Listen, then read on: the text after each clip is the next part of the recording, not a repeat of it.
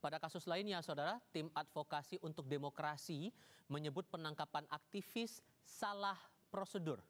Penentuan tersangka penghasutan kepada Del Pedro Marhain dan aktivis lain disebut dilakukan tanpa pemeriksaan awal dan kesempatan untuk mengklarifikasi tudingan polisi. Tim advokasi bilang ada proses yang terlewat yang dijalankan polisi dalam menetapkan status tersangka kepada aktivis yang sedang menyuarakan keadilan via media sosial. Del Pedro Marhain, Direktur Eksekutif Lokataru Foundation, ditangkap polisi pada 1 September lalu di kantornya. Del Pedro ditetapkan tersangka dalam tindak pidana penghasutan bersama 5 orang lainnya. Ia dikenakan pasal Undang-Undang ITE dan Undang-Undang Perlindungan Anak.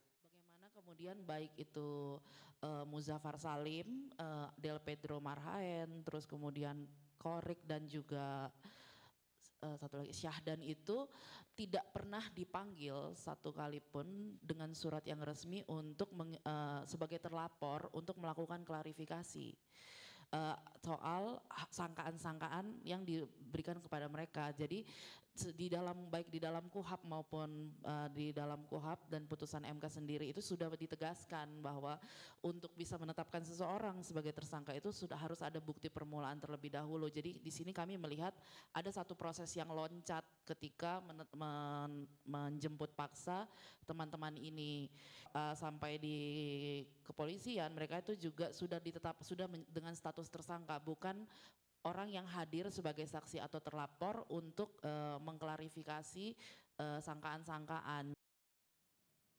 Secara umum, Kepala Bidang Humas Polda Metro Jaya Kombes Ade Ari Syam Indradi menjelaskan sudah menetapkan 43 tersangka sepanjang demo yang berjalan rusuh di sepanjang Jakarta. Seluruh tersangka dibagi menjadi 2 klaster, yakni klaster menghasut dan klaster anarkis.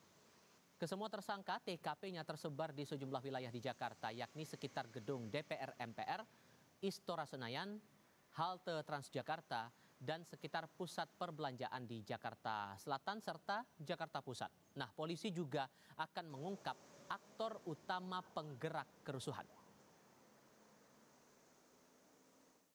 Maka 43 tersangka itu ada 2 klaster lah ya, ada 2 kelompok.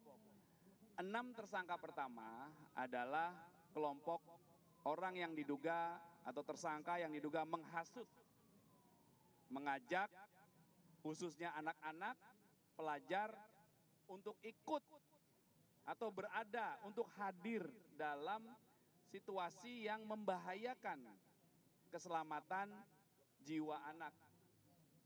Itu poinnya. Ya, kemudian klaster yang kedua adalah pelaku anarkis dan pelaku yang melawan petugas. Jadi tim masih bekerja. Yang jelas komitmen Polda Metro Jaya untuk atau akan menindak tegas pelaku aksi anarkis, dan komitmen Polda Metro Jaya akan mengusut tuntas aktor utama, aktor penggerak utama di balik kerusuhan.